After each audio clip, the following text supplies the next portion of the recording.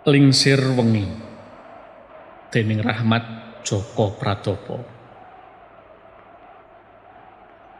Angin mecaki wengi nalika godhong-godhong wis padha turu.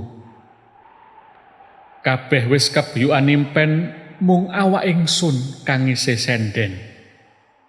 Gelik-gelik ing teras dhewekan. Lurung mamring tanpa sabawa nambah nglanguting pangrasa.